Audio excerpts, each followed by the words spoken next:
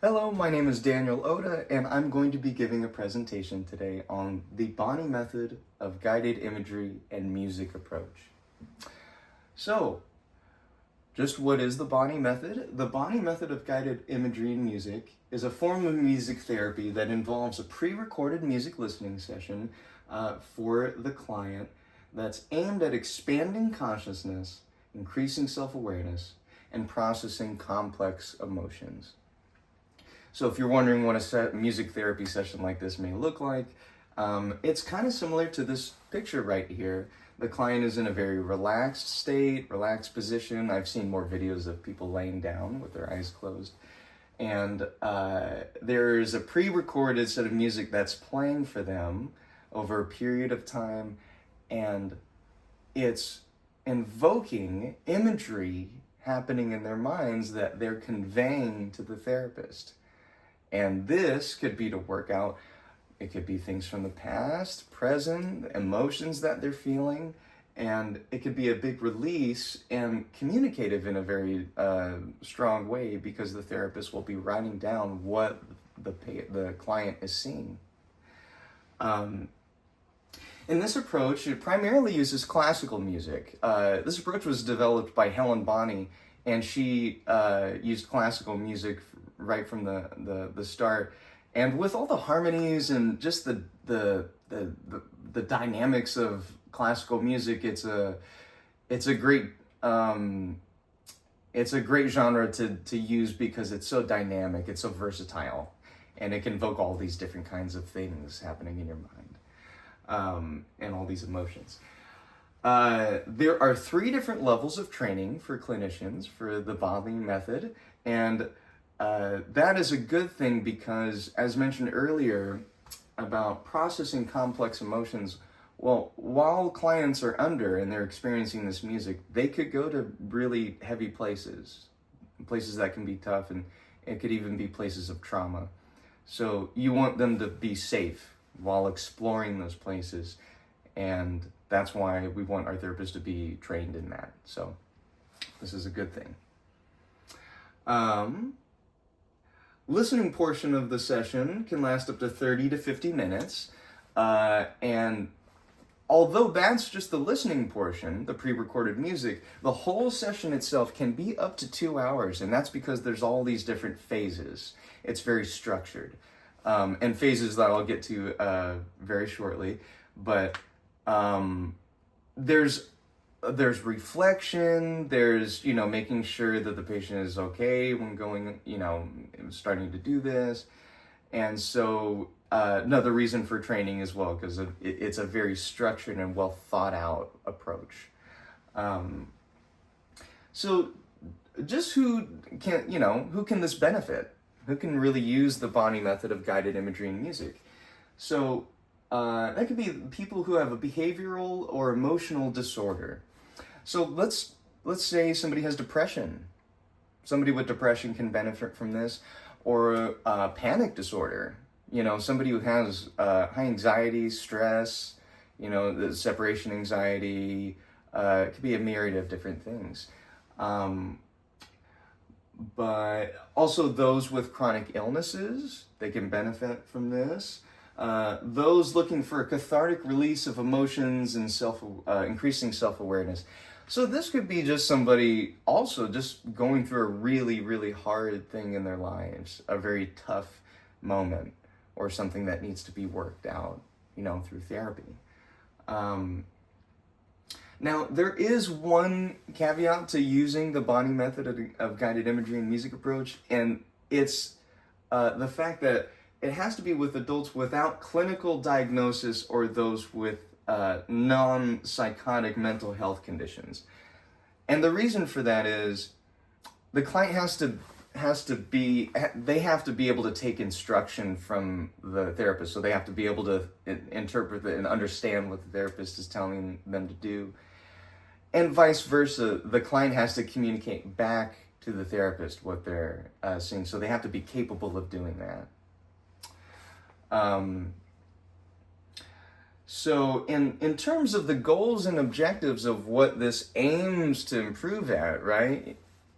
Some of these can be, increasing one's self-awareness, allowing intense emotions to be released, decreasing pain, the levels in, let's just take somebody with MS, right?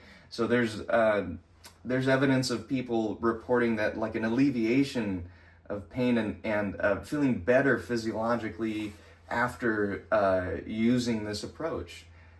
And lowering levels of stress and anxiety, in terms of those levels coming down. We're talking about people with, high stress and anxiety earlier. And interpersonal processing and growth. There's so much that can be said about, let's just say things that you're not expecting to come up that you start seeing during the music listening portion. Maybe there were things that you didn't know that you needed to process or compartmentalize that did arise through this session and with the music bringing you there. So I thought I would include this slide because at the core of this it's the power of what music can invoke within you, and we've all experienced this at some level, and I just wanted to include some examples of this. So experiencing something and having music having an intense effect on you.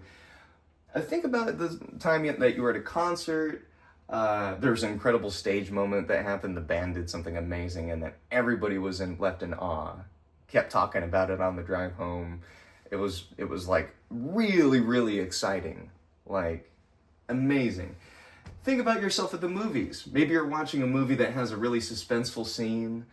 Maybe it's a horror movie and the violence is starting to creep in and the goosebumps are arising on your arm and everything. That's combining music and imagery together to invoke emotion. So kind of similar to the Bonny method, except the Bonny method is utilizing the music so that the client can create the imagery. The client is the one that provides the imagery in this case. And think about a time that you've been at home, and those who are really in touch with music can relate to this, where you hear a tune, maybe it was earlier in your life, maybe it was recently, that really struck you, like really impacted you in a profound way. And this, the last thing I wanted to throw in for relatability, this is something that everyone can try, is a sound bath. And so a sound bath is when you're being taken under and you're in a relaxed state, much like this form of therapy. Your eyes are closed, and there is a trained professional that is using sound bowls and rain sticks and all these effects to have you feel the resonance in the room, and lots of imagery comes up in that too, and also has a very profound emotional effect to it too. I remember I did attend one at DVC last year, and I remember a couple people crying, for sure. And for me, I felt much lighter, as I like to say, after a sound bath. So that's something. These are all things that are, and everyday person can access, that they can feel, like where this therapy is coming from, right? So an entire session of the Bonny method, like what does an entire session really look like from start to finish? So it always starts out with the preliminary conversation, and that's just the therapist checking in on the client, making sure that they're okay, how you doing? We're making sure that they're ready for, the listening portion. And then there is the induction and relaxation phase. And what that is where, the therapist is bringing the client to a very tranquil and relaxed state. They're super relaxed and they're getting ready for the music listening portion. The music listening session, this is the meat of it. So this is the part where it can range from 30 to 50 minutes, but this is the pre-recorded, very orchestrated, dynamic listening experience for the client. And this is the part where they're communicating back as well, what is coming up in their minds as the music is playing.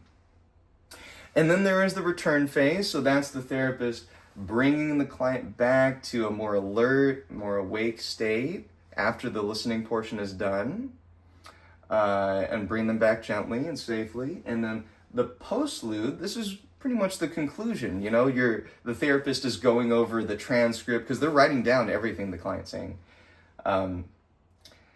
during the listening portion, and they're going over it, discussing, evaluating, analyzing, maybe just showing some appreciation for it, you know. And so that would be the last part of it, but that's the whole picture of, you know, what could be a full session of using the Bonny approach, the Bonny method.